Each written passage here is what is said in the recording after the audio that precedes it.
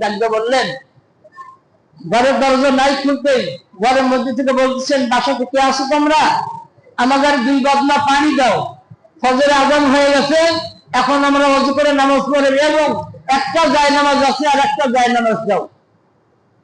ইমাম আযম আবু হানিফা রাহমাতুল্লাহ আলাইহির একটা মেয়ে ছিল, নাম ছিল তার হামিদা। এই হামিদা চিন্তা করতেছে, বাবা তো ঘরের মধ্যে শুয়ে আছে একা, এই মুহূর্তে রাত্রিতে আবার মেহমান কোথা থেকে আসলো, যাক প্রশ্ন না করি, মেহমান যখন আসি পড়ছে, বাবা ওখানে ডাক দিছে, উনি 2 বদনা পানি ঘরের দরজায় রেখে বলছে, আব্বাজান 2 বদনা পানি ঘরের দরজায় রেখেছি এবং একটা জায়নামাজও রেখেছি, আপনি এখন ঘরের দরজা খুলতে পারেন এবং আপনার মেহমানকে নিয়ে নামাজ পড়তে পারেন। ইমাম আযম আবু হানিফা রাহমাতুল্লাহ আলাইহি সরকে বলল, বেটা লজ্জা শরম নাই, ওযু করো। সর বিপদে পড়ে গেছে, আর উপায় নাই, ওযু করলেন, এরপর নামাজের মুসাল্লায় চলে গেলেন, নামাজ আদায় করলেন। নামাজ আদায় করার পরে ইমাম আযম আবু হানিফা রাহমাতুল্লাহ আলাইহি বললেন, মেহমানকে সকালবেলা খালি বিদায় করা যাবে না, কিছু খাবার দাও, আপাতত কিছু হালকা নাস্তার ব্যবস্থা করো। বাসার মধ্যে থেকে হালকা নাস্তার ব্যবস্থা হয়ে গেল। ইমাম আযম আবু হানিফা রাহমাতুল্লাহ আলাইহি এইবার মেহমানকে নিয়ে হালকা নাস্তা করে, ওই যে পোটলার মধ্যে ছিল জুব্বা আর টুপি আর পাগড়ি, এইবার ইমাম আযম আবু হানিফা রাহমাতুল্লাহ আলাইহি ডাকতে বললেন, বেটা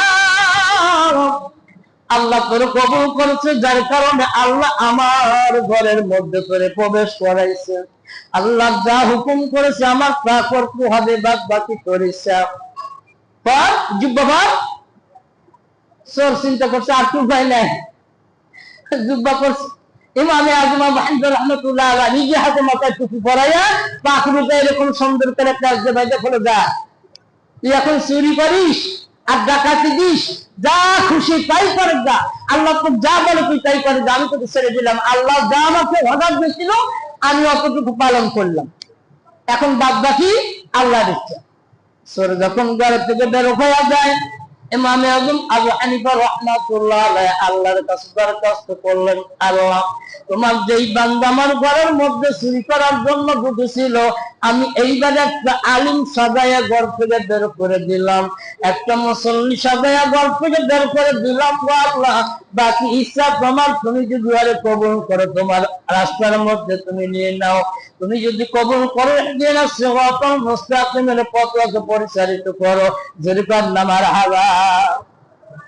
ইয়া মুসল্লি ভাইরা, চুরি করতে গিয়ে কি হলো, একটা ঈমানওয়ালা মুসলমান হয়ে গেল, উনি কোনো কিছুই জানে না, পরনে যখন গায়ে যখন জুব্বা গায়ে দিছে, বলেন তো তখন কি আর ওই জুব্বা খুলে জুব্বা গায়ে যখন মানুষের মধ্যে সমাজের মধ্যে রওনা করেছে, তখন কি এই জুব্বার বাদ দেওয়ার উপায় আছে? কথা কওয়ার উপায় আছে?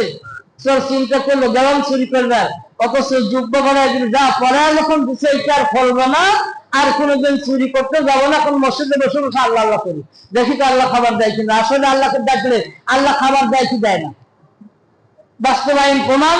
আল্লাহ যদি সুযোগ দেয় আগামী শুক্রবার একটু চেষ্টা করবো। আমা তাওফিক ইল্লা বিল্লাহ ওয়া আখিরু দাওয়ানা।